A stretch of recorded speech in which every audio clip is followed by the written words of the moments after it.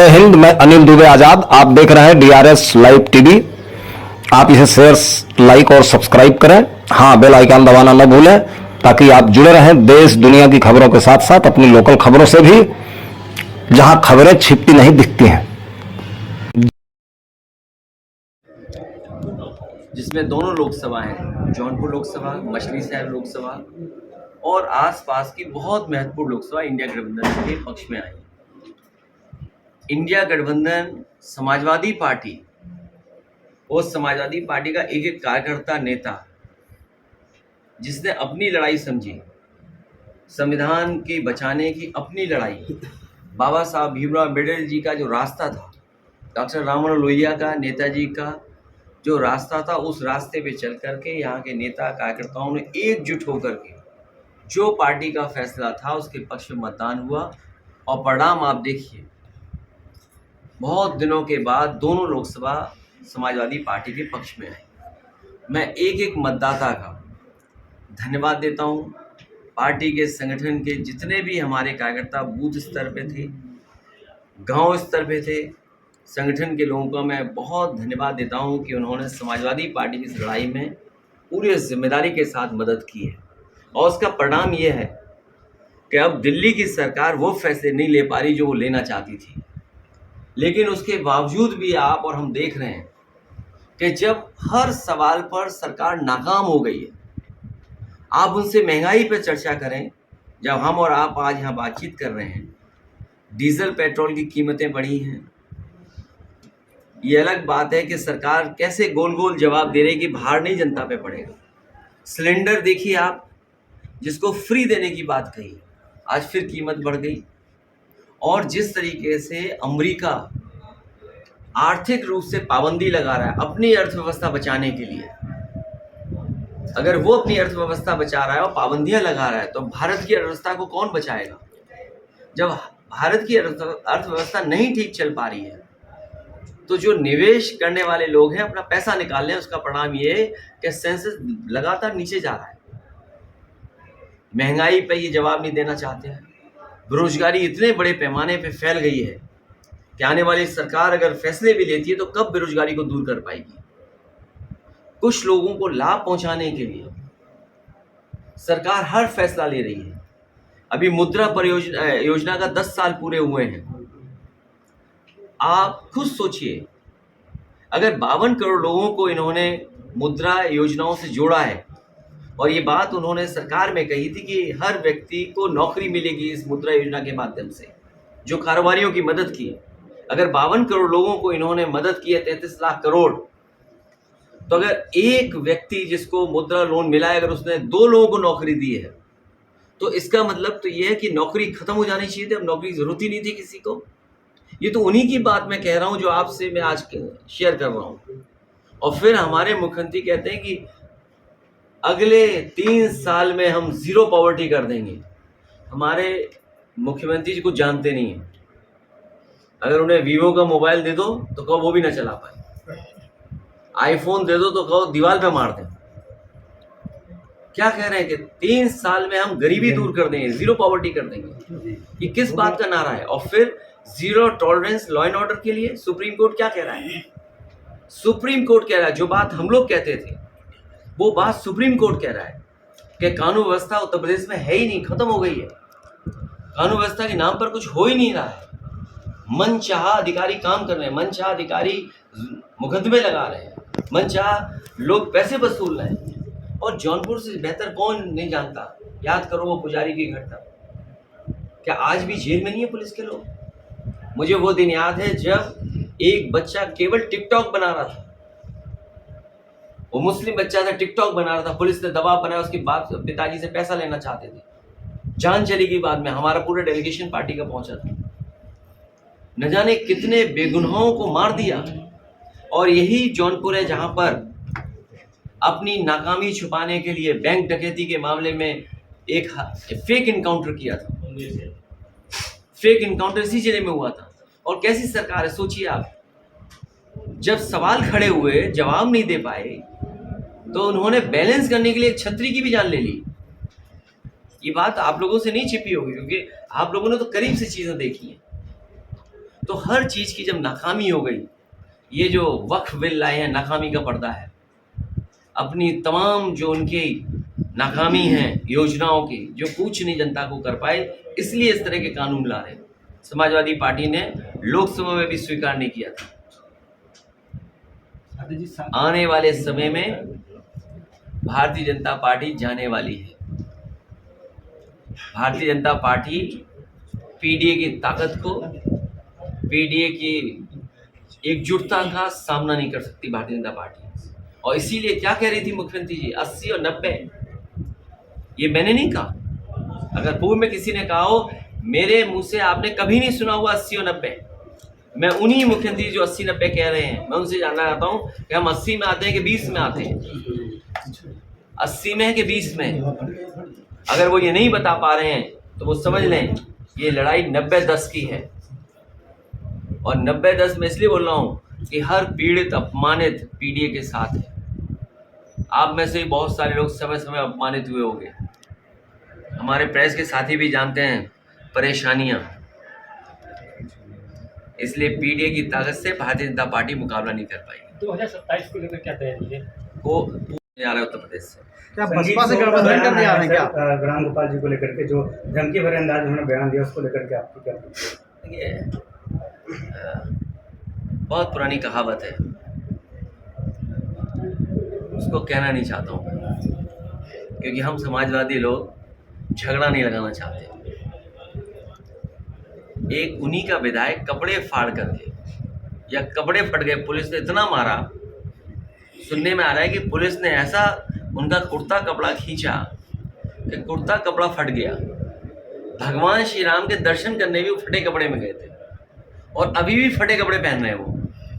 जब उनसे आप ही जैसे प्रेस के साथियों ने पूछा तो उन्होंने कहा कि किसी माँ का दूध पिया हो। तो सोचो, उन्हीं का विधायक अधिकारियों को क्या कह रहा है, सोचिए आप।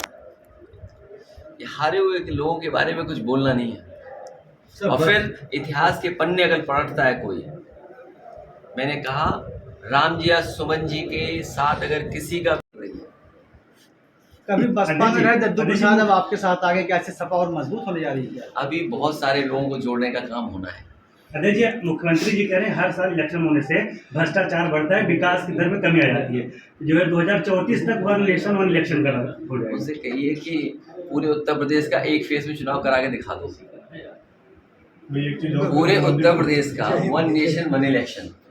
अगर वन नेशन वन इलेक्शन का ये बीजेपी इतना बड़ा सपना देख रहे हैं, तो वन फेज में इलेक्शन तो करके दिखाएं पहले।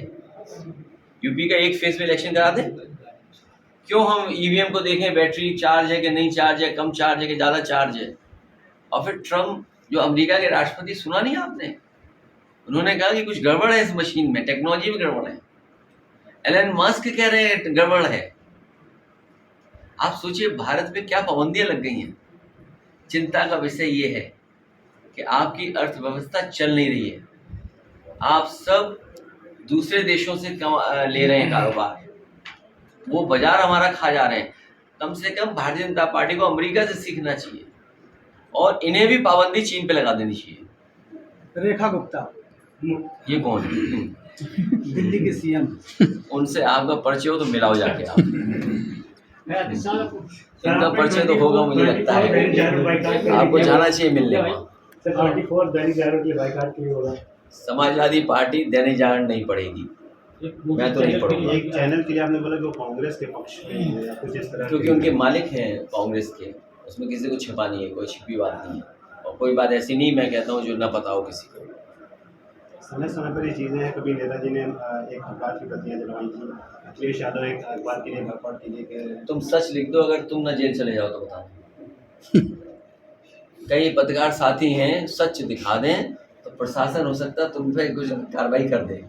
लगता है ये कार्रवाई आप पे कभी हुई नहीं है। अभी यहाँ आगे की क्या रूपरेखा है इंडिया अलायंस की, और जो आगे आगामी चुनाव है उसको अखिलेश यादव किस तरह से देख रहे हैं और किस तरह से? समाजवादी पार्टी का लक्ष्य है कि भारतीय जनता पार्टी जीते, और हम सब लोग मिलकर के पीडीए की ताकत को और मजबूत करेंगे। हर पीड़ित के साथ पीडीए दिखाई देगा, हर परेशान के साथ पीडीए दिखाई देगा। राहुल गांधी बिहार में बहुत सारे क्रांतिकारी अभी समाजवादी अभी हाल ही में मुख्यमंत्री राहुल गांधी बिहार में पिछड़े और दलित की बात कर रहे हैं। घोटाले की बात आ रही है। ए, कुछ कह रहा ही है हमारा पत्रकार। राहुल गांधी बिहार में पिछड़ों और दलित की बात कर रहे हैं, अगड़ों की बात नहीं कर रहे हैं। तो क्या वो भी पीडीए का वहाँ ये पर अच्छी बात है, अगर वो अच्छी बात है कि वो समय को समझ रहे हैं। राजनीति में जो समय को समझता है वो आगे बढ़ता है। कुछ नया डायमेंशन क्या ऐड हो रहा है पीडीए? मुझे लगता है हर पीड़ित के साथ पीड़ित है। ये डायमेंशन क्या खराब लग रहा है आपको? इससे अच्छा डायमेंशन और क्या हो सकता है? इससे अच्छा एक कलेक्टिव और सबको जोड़ने का और क्या फैसला होता है? जो पीड़ित है उसके साथ है, जो दुखी हम उसके साथ है, इसलिए पीड़ित है। अभी यहाँ पर सामने काफ़ी सारे अपराध के जोड़े उसमें सामने है। सूची नहीं जारी की जाती है, तमाम तरह की अनियमितताएं सामने आती हैं। भाई बहन तक की शादी करा दीजिए। तुम ऐसा करो उसकी सूची जारी कर दो अपने चैनल, थोड़ी मेहनत सूची हमने नहीं की है। नहीं, यही तो कमाल है। अगर हमारे यूट्यूबर थोड़ी मेहनत कर ले, इंडिविजुअल घर पहुंच जाए, वो तो पता ही होगा कहाँ कहाँ घर के लोग हैं। तो अगर वो सूची जारी कर दो तो बड़ी कृपा होगी, हम आपको भी कुछ सम्मान करेंगे लखनऊ में बुला के। अजय जी, जब जब मुख्यमंत्री जी का यहाँ दौरा होता है जौनपुर में, समाजवादियों को जो है घर से उठा लिया जाता है, जो युवा क्रांतिकारी पुलिस लगा दी इसमें- जाती है। हाँ, पुलिस लगा दी जाती है। छत्तीस ये नई परंपरा है, नई तरह की परंपरा, नई तरह की परंपरा है ये। जी, बहुत धन्यवाद प्रेस के लोगों को। आ रहे उत्तर प्रदेश से। क्या बसपा से गठबंधन करने आ रहे हैं क्या? राम गोपाल जी को लेकर के जो धमकी भरे अंदाज में उन्होंने बयान दिया, उसको लेकर के आपकी क्या? देखिए, बहुत पुरानी कहावत है, उसको कहना नहीं चाहता हूँ क्योंकि हम समाजवादी लोग झगड़ा नहीं लगाना चाहते। एक उन्हीं का विधायक कपड़े फाड़ करके, या कपड़े फट गए, पुलिस ने इतना मारा, सुनने में आ रहा है कि पुलिस ने ऐसा उनका कुर्ता कपड़ा खींचा कि कुर्ता कपड़ा फट गया। भगवान श्री राम के दर्शन करने भी वो फटे कपड़े में गए थे और अभी भी फटे कपड़े पहन रहे हैं वो। जब उनसे आप ही जैसे प्रेस के साथियों ने पूछा तो उन्होंने कहा कि किसी माँ का दूध पिया हो। तो सोचो, उन्हीं का विधायक अधिकारियों को क्या कह रहा है, सोचिए आप। ये हारे हुए लोगों के बारे में कुछ बोलना नहीं है। और फिर इतिहास के पन्ने अगर पलटता है कोई, मैंने कहा राम जी या सुमन जी के साथ अगर किसी का व्यवहार खराब हुआ उसके लिए जिम्मेदार मुख्यमंत्री जी खुद होंगे। जौनपुर में एक मुस्लिम कद्दावर नेता की पत्नी का देहांत हुआ, वो खुद एडमिट है, बीमार है, क्या उनके घर भी जाएंगे?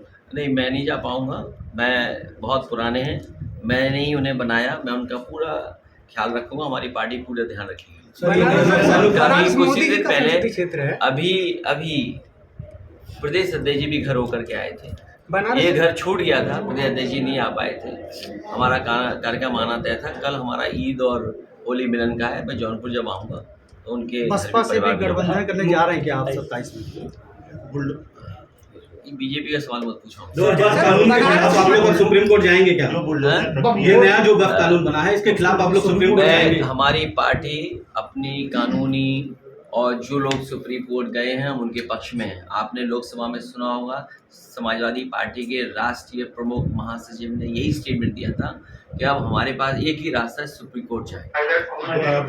मुख्यमंत्री जी कह रहे हैं कि 2011 अखिलेश यादव की सरकार अगर आती है तो क्या ये जो रवायत शुरू हुई है इसको किस तरह से डील करेगी?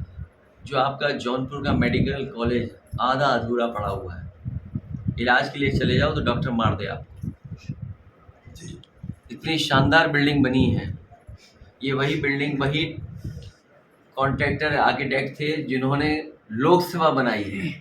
हम लोग तो जौनपुर का अच्छा मेडिकल कॉलेज देना चाहते थे। क्या हालत है मेडिकल कॉलेज की। Dial 100 one of the best response system दिया था हम लोगों ने। पुलिस क्या कर रही है, क्या न्याय दे रही है उससे?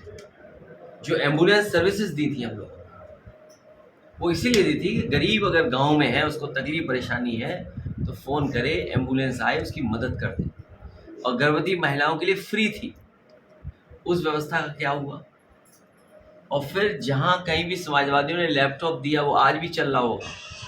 जो नेटवर्क आप इस्तेमाल कर रहे हैं, जिस नेटवर्क पे आपका चल रहा है ये मोबाइल, उस इन्वेस्टमेंट को लाने का काम समाजवादियों ने किया था। और उसी का परिणाम ये है कि आज इंटरनेट और उस तरह की सेवाएं बड़े पैमाने पर पहुंच रही हैं गांव-गांव।